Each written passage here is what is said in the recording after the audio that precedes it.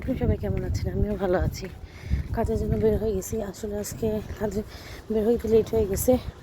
পায়ে এত ব্যথা ছিল, শরীর ব্যথা। ঘুমাইছি কালকে প্রায় 2টা কত আড়াইটা হবে না, 2টা 10 হবে এরকম ঘুমাইছি।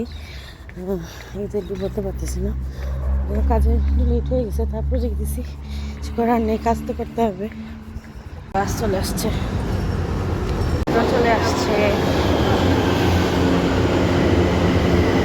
মেট্রো থেকে নেমে এখন ট্রেন আসবে, ট্রেনে উঠবো।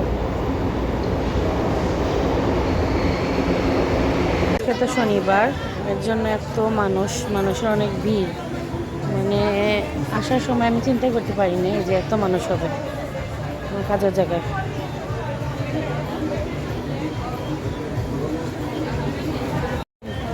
পানি নিয়ে আসে একটু পরে পরে, বাদাম নিয়ে আসছে।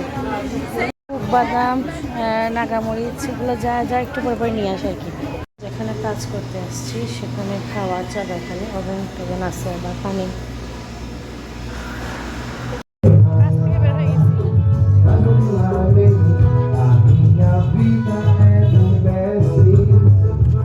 কাজের জায়গায় চা কফি খেতে পারি না, এর জন্য ফ্লাক্স আনছি। আবার সেই জন্য একটা হাওয়াই মিঠাই। কাজ থেকে বের হয়ে গেছি, বাসায় যাচ্ছি। এত টায়ার্ড লাগতেছে। আসলে আজকেও ভাবছিলাম কাজে যাব না, কিন্তু কাজ তো ফাঁকি দেওয়া যায় না চাইলেও, এই জন্য গেলাম। এখানে আগুন লাগছে। আজকে বিরিয়ানি বানাচ্ছি, আর কিমা, আলুর চপ। ওয়াসির মোটামুটি পেঁয়াজ কেটে দিছে আমাকে।